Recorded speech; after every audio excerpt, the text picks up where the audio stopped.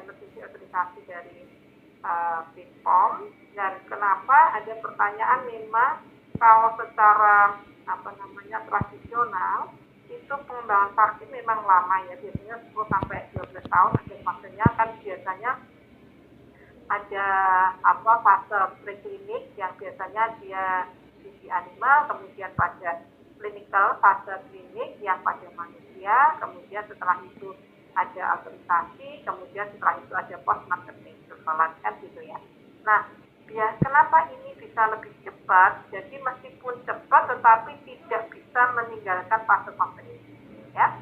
Jadi karena kenapa lebih cepat? Karena fase 1, 2, 3 itu dilakukan secara simultan. Kalau yang tradisional kan 1 dulu selesai, 2, kemudian 3. Kalau di sini kita bisa karena sebetulnya kan fase 1 itu lebih ke arah untuk melihat efek samping, jadi mengenai safety, kemudian imunogenisitasnya. Nah, kemudian biasanya dia hanya orangnya tidak banyak ya, mungkin 30 orang gitu ya. Nah, kemudian kalau fase 2 dia mulai menguatkan lagi mengenai safety dan efikasi, tetapi jumlahnya lebih banyak, sedangkan fase 3 biasanya harus ribuan. Nah, ini kenapa bisa cepat? Karena vaksin-vaksin ini penelitiannya adalah multi-center. Contohnya yang Sinovac yang tadi saya sampaikan, fase 2, 3-nya juga beririsan, kemudian fase 3-nya dilakukan di beberapa negara, sehingga mendapat subjeknya menjadi lebih cepat ya. Nah, kemudian setelah itu kemudian dilakukan approval lah. Di awal-awal ini sudah, karena fase 2 ya, fase yang sudah ada publikannya, Sinovac fase 2 jelas ya, safety dan efikasi. Kemudian sudah mulai ada produksi grupnya. Jadi bersama itu sudah dilakukan diskusi, sehingga begitu dia ada approval, kita kemudian dilakukan pemberian vaksinasi.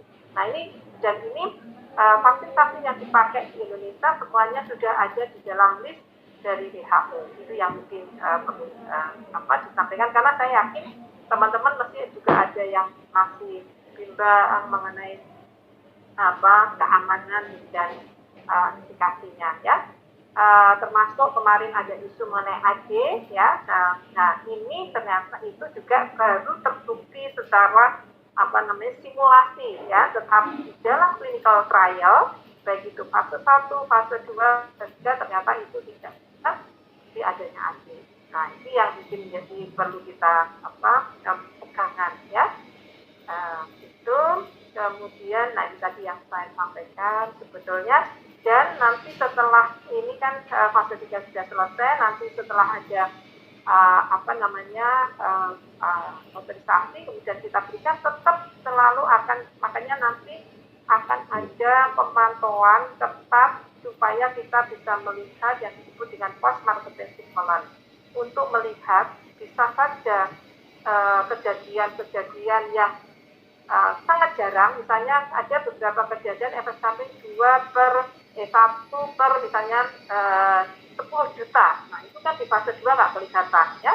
Nanti di fase 4 itu mungkin akan muncul. Kalau memang itu muncul, baru kemudian nanti mesti kita tidak akan mengorbankan kita ya. Sehingga insya Allah lah, bismillah, mudah-mudahan kalau dari fase 1, 2, 3 memang terbukti dia aman dan efikasi ya. Kemudian mengenai pertanyaan mengenai daya lindung ya. Memang karena ini vaksinnya baru, sehingga memang belum ada berapa lama vaksin ini bisa melindungi. Wawang ini juga baru muncul sekarang juga, makanya nanti mungkin akan ada juga pemantauan untuk melihat tadi efektivitas dan juga lama perlindungan. Itu ya, ini tadi sudah saya sampaikan. Mungkin itu saja yang